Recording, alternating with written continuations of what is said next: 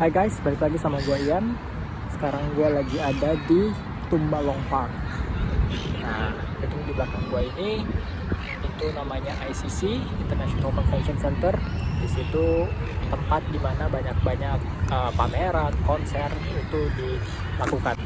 Seperti apa yang gue bilang pada video sebelumnya, gue kali ini mau bahas soal gimana kalian bisa datang ke Sydney, Australia ini secara legal gitu, sesuai dengan hukum. Jadi ada banyak cara buat datang ke Sydney. Bisa jadi dari yang kemarin gua sebutin itu dari visa student, bisa juga gelap, bisa juga visa sponsorship, yang mana bakal gua kasih tahu satu persatu. Sekarang gua mau bahas soal visa student. Nah, untuk datang ke sini paling aman dan paling legal itu dengan cara sebagai pelajar. Bisa sih orang apply sendiri atau bisa juga melalui student agent. Jadi ada agensi yang untuk pelajar datang ke Australia, tapi kita harus membayar agensi tersebut. Nah, yang gue mau kasih tahu ini bukan apply sendiri, karena ini pengalaman gue sendiri nggak mau repot, jadi gue pakai student agent. Nah, kurang lebih tuh bisa besaran biayanya tuh berapa sih buat datang ke sini? Semuanya itu kalau misalkan menurut gue itu kurang lebih bisa menghabiskan sekitar 50 juta untuk 3 bulan pertama gitu. Nah, gue bakal jebarin satu-satu nih. Nah, ini nggak lengkap, tapi secara garis besar ini keseluruhannya ini. Jadi kalau misalkan belum lengkap dan kalian memutuskan untuk memakai agensi, mereka akan meminta dokumen ini sekaligus persyaratannya, paling ditambah beberapa dokumen lain yang belum gue sebutin. Nah, jadi dimulai dari secara biaya keseluruhan 50 juta. Itu apa aja sih? Jadi yang pertama tuh biaya agentnya. Agentnya itu menurut gue, berdasarkan dari pengalaman gue yang udah gue bayar, itu dia makan biaya tuh sekitar 10 juta kurang lebih gitu. Nah, lalu selama kalian di sini, kalian itu harus di cover sama asuransi, nggak kayak di Indonesia gitu. Jadi di sini kalian harus punya asuransi. Jadi kalau misalnya kalian ada sakit, kalian bisa ke klinik, nggak usah bayar lagi, kecuali klinik spesialis atau yang nggak termasuk di dalam asuransi tersebut gitu. Karena ini bisa dibilang asuransi termurah untuk semua student yang datang dari luar negeri. Per bulannya kurang lebih $100, jadi sekitar 1 jutaan. Nah, biasanya kalian yang kesini itu, orang-orang yang kesini maksud saya, itu tuh sekolahnya tuh sekolah yang abal-abal. Maksud saya abal-abal itu dia tuh bisa dibilang kayak nggak sekolah. Kalian misalkan sekolah cuma 2 hari seminggu gitu. Terus bahkan di beberapa sekolah udah 2 hari seminggu, masuknya tuh cuma kayak 1-2 jam udah cukup gitu. Terus ujian pun kalau misalnya ada tes, dikasih tahu jawabannya atau dikasih hintnya, jadi kita bisa siapin jawaban terlebih dahulu. Bener-bener gampang sekali gitu. Nah, kebanyakan semua orang Indonesia yang datang ke sini cari sekolahnya kayak gitu, karena nggak ada yang mau susah. Nah, sekolah kayak gitu itu adalah diploma. Bisa jadi di sini kayak di Indonesia ada diploma 1, 2, 3, di sini dari sertifikat 3, 4, diploma 1, diploma dan advance diploma gitu. Nah, biayanya tuh berapa? Nah, kurang lebih tuh dia bayarnya per 3 bulan sekolah di sini gitu. Nah, 3 bulan itu yang paling murah tuh sekitar 1.100 atau kurang lebih 11 jutaan sampai 13 jutaan. Berarti itu udah 10 juta tadi biaya agent, 13 juta biaya sekolah, 23 juta, dan asuransi. Biasanya sekolah itu 2 tahun. Nah, kalau 2 tahun jadi udah 47 juta. Nah, itu modal kalian yang harus kalian punya untuk datang ke sini minimal. Nah, tentu saja biaya itu akan beda jika kalian memilih sekolah yang lebih bagus atau lebih mahal gitu. Nah, lalu setelah 50 juta itu, kalian juga harus memiliki deposito. Deposito itu kalian harus mempunyai uang di bank selama 3 bulan, harus mengendap kurang lebih 300 juta gitu. Jadi kalian bisa pinjam rekening papa, atau mungkin rekening kalian sendiri, minta tolong papa untuk kirim uang buat pinjem dong uangnya gitu buat ditaruh di bank selama 3 bulan gak diapa-apain gitu. Yang penting nanti udah ada rekeningnya, oh ini rekening 3 bulan itu tuh ada 300 jutaan.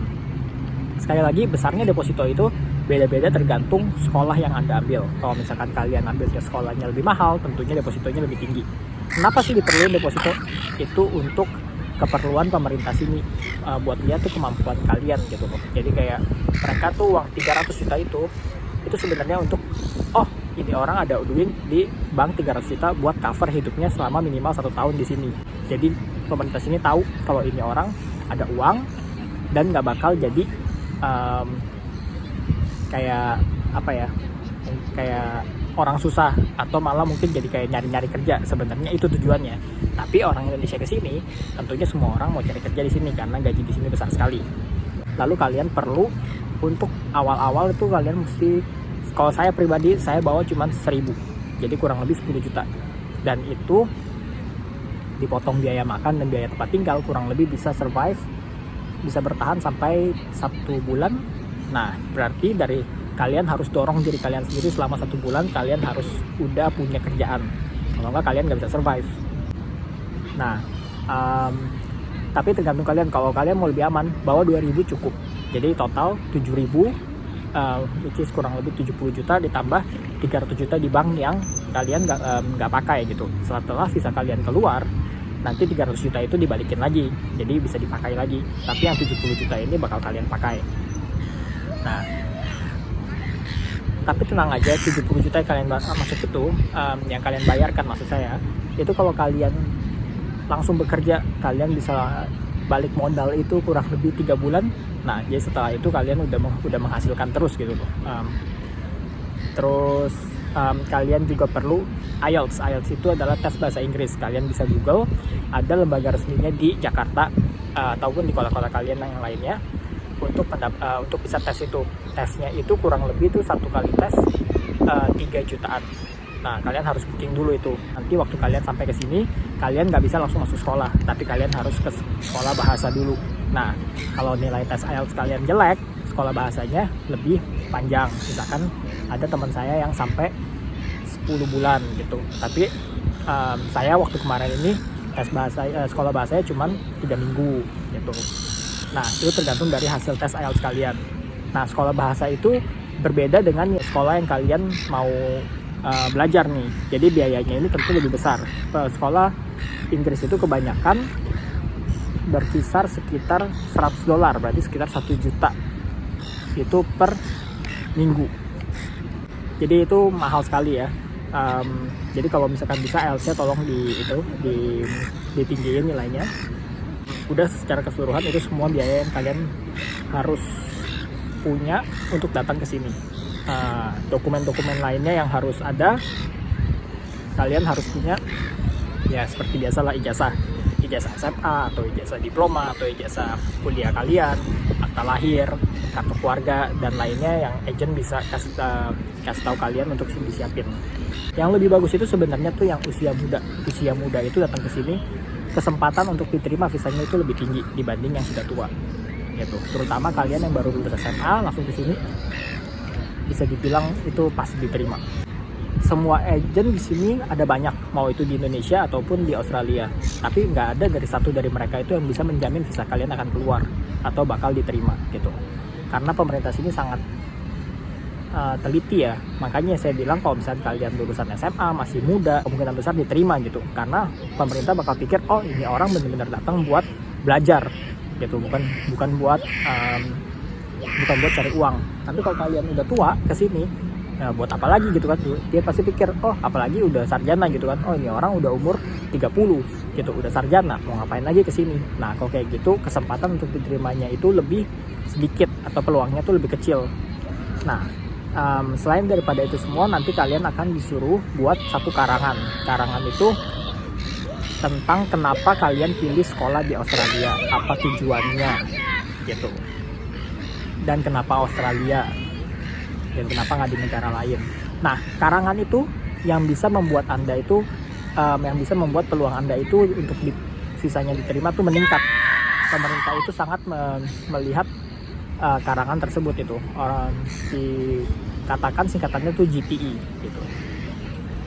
Jadi bisa jadi ada yang teman saya juga ada yang umur 35 udah sarjana, udah pernah kesini malah, jadi udah for good, udah balik di Indonesia, abis itu coba usaha di Indonesia terus gagal, dia kesini lagi.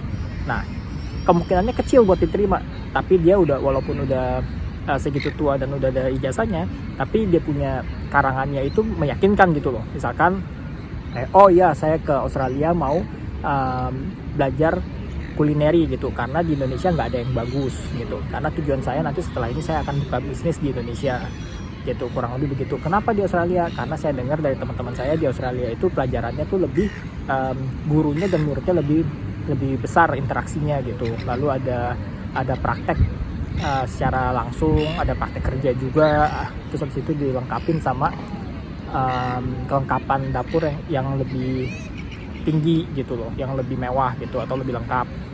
Nah hal-hal seperti itu bisa menambah peluang kalian untuk datang ke sini. Jadi sekali lagi saya bilang, tidak ada agensi yang 100% bisa jamin visa kalian keluar gitu. Kalau ada yang jamin 100% keluar, menurut saya itu bohong. Jadi saya rasa sekian ya untuk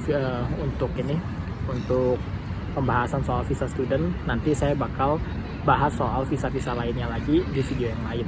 Kesimpulan di video ini, jika kalian udah berhasil ke sini, lalu kalian cuma mau bawa misalkan $1.000, berarti 10 juta. Tempat tinggal di sini kurang lebih, kalau misalkan kalian mau sharing sama orang, sekitar $130 per minggu. Berarti satu bulan udah 520, udah 5 jutaan, udah setengah duit kalian yang bawa gitu. Belum lagi kalian harus ada transport sama makan. Jadi waktu kalian bawa uang cuma segitu, kalian harus benar-benar rajin cari kerja. Tapi kerjaan itu pasti selalu ada kalau misalnya kalian rajin untuk mencarinya gitu. Jadi jangan takut untuk itu. Terus untuk soal biaya hidup saya akan ceritakan di video yang lain juga, karena orang kan beda-beda. Ada yang mau tinggalnya nggak mau rame-rame, ada yang mau satu kamar sendiri gitu. Sedangkan satu kamar sendiri itu habis itu misalkan di tengah kota seperti ini, itu bisa satu minggu tuh bisa sampai 3-3,5 juta per minggu gitu. Sedangkan kalau kalian sharing kan tadi saya bilang cuma 130 per minggu, jadi bedanya kan kayak hampir 3 kali lipat gitu. Jadi ntar itu akan saya bahas lagi di lain waktu. Jadi soal visa student silakan tanya jika ada yang kurang paham.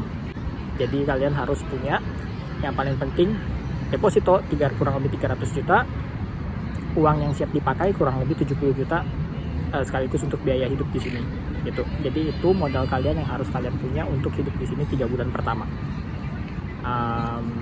Sama yang terakhir, tes IELTS, tes Inggris kalian harus lebih setinggi mungkin yang kalian bisa untuk mengurangi sekolah bahasa nanti di sini. Sekian dari saya untuk video kali ini.